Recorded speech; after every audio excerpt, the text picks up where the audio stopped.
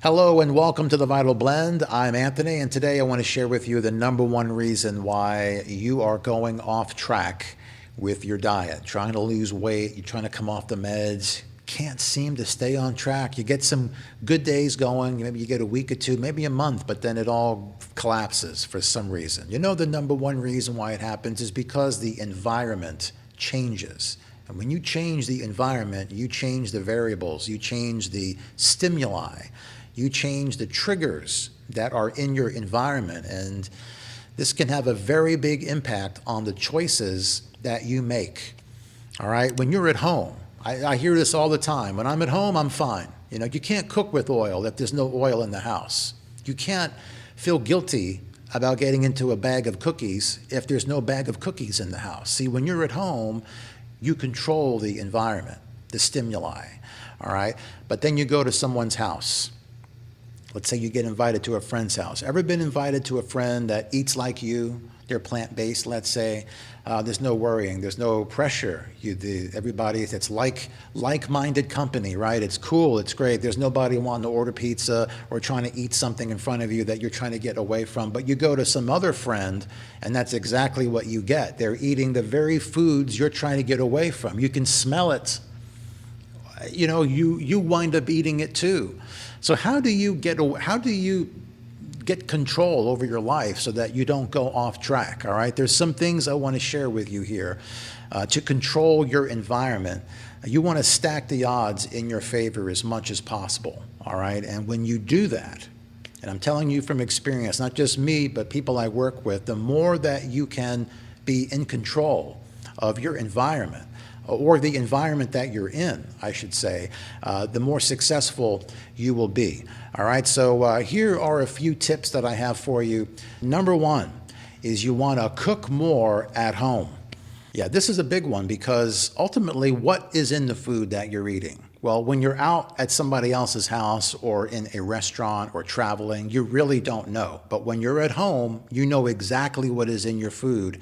And that is the ideal environment that you want to be in as much as possible. If you don't know how to cook or aren't sure about it, these days, there's no excuse. You go to YouTube, you can learn how to cook anything. I mean, there's so many great channels. They walk you through step by step. You can see it. I mean, this is the best time to learn how to cook without question. And maybe you start getting into it and you find it enjoyable.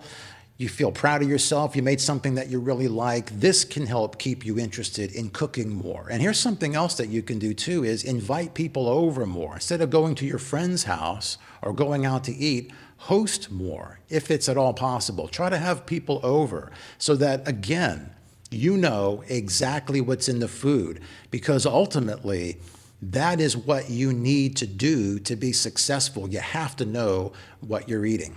And here's something else that you can do. You want to remove emotional triggers from your environment. You know, I've talked about this before. You know, it's hard to eat junk food if there's no junk food in the house. But what if you're a food addict and your husband or your wife or your kids have got junk food in the house and you want to be respectful to them and let them live their lives, but you find it hard, you keep digging in this food, it keeps calling your name and everything, then you've got a real problem there. And you need to put your foot down. That stuff's got to get out of the house. I don't care whose it is. I don't care how they scream and cry. What if it was alcohol? What if you were an alcoholic? Would they be giving you trouble over having alcohol in the house? No, they would be very respectful. They would tiptoe around you. Make sure there's no alcohol in the house. We can't do it. But because it's food, food doesn't get the same respect. I don't think people realize that food can destroy people's lives much more than drugs and alcohol. And so it's very important that we clean our environment as much as possible and get rid of the triggers. You got to know yourself. You have to really know yourself. If it can be in a drawer, out of mind, out of sight, and you're okay with that, great. But if that's a problem for you, then you need to address that full on. You know, maybe you get invited to a restaurant that you know is a problem, and you just know that if you go there that you're going to cave. Then you don't go. All right? Don't even think twice about it. Don't go. If you can go and restrain yourself and it's not a problem, then it's not a problem. I mean, I'm at a point now, but you see, I'm 10 years into this. I'm at a point now where I could be sitting in front of people eating all kinds of stuff. Doesn't matter to me. I don't care what people eat. But when you're just getting into this, there can be this intimidation factor that you're just not seasoned yet to stand up for yourself because you haven't gotten there yet.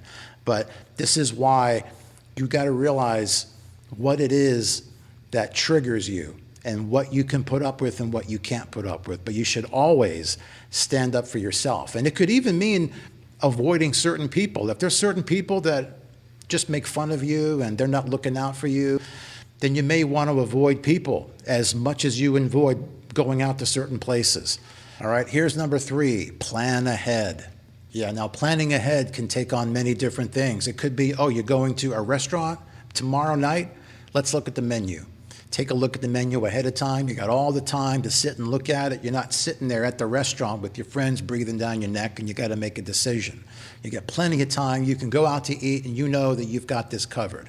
All right, that's one way to do it. The other way is to batch cook, let's say. You're at home, you can batch cook rice, beans, potatoes, pasta, with vegetables, whatever. So you know throughout the week, you've got dinner, you've got lunch. You're not going to be in a position where you're starving and there's a trigger, there's Chick-fil-A, I can hear the Taco Bell and I'm driving over there and I'm off track. You can avoid all that by planning ahead.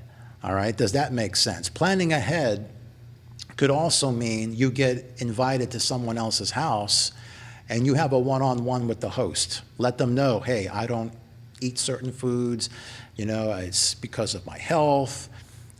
Would you mind if I brought a dish? Bring a dish that you love, that you know that you can eat. Other people will enjoy it too. I'm sure the host will be fine with it. Open that dialogue. Don't be afraid to stand up for yourself and plan ahead. And here's one last thing that you can do. Ask for help. This can be just as easy as asking one of your best friends that you go out with a lot, hey, you know what, I'm trying to improve my health. I'm trying to get off my medications. I want to lose weight, whatever. I'm trying to not drink. I don't want to have dairy or whatever it is that you're trying to avoid. Let them know. Say, hey, look, if you see me reaching for this or that, try to stop me. Try to talk me out of it. Try to remind me why I'm doing this. Don't be afraid to ask them that. Look, if your friends really love you and they really are looking out for you, then they'll be glad to do that for you. You could also seek out people that have already achieved what you want. You want to lose weight, you want to get rid of your meds. There's plenty of people on the internet that have already done it. And they would be happy to share with you whatever resources they have that help them. That's kind of where I'm coming from. This is why I became a health coach. There's a lot of power in picking the brain of somebody who has what you want. I don't know how to stick to a whole food plant-based diet. I don't understand it. Well, I do. I'd be glad to help you. A big part of what I do is helping people on a week-to-week basis so they got somebody to talk to and work things through. It could be a total game changer as opposed to trying to do it yourself and then you do nothing. So if you want to talk, message me, get on my calendar. I'll put the links down below. I would love to help you out. And let me know if changing your environment, if getting in control of your environment and getting rid of the triggers has helped you. What are your triggers? What are the things that could come into your environment that you know are not good? All right, drop them down below. Also, be sure to follow me on Facebook and on YouTube. I feature stories there regularly. People who are changing their food, they're changing their lives, and certainly you could be one of them too. It all starts with loving yourself. That's how you'll stand up for yourself, all right? So until next time, I want you to eat more plants, and I'll see you soon.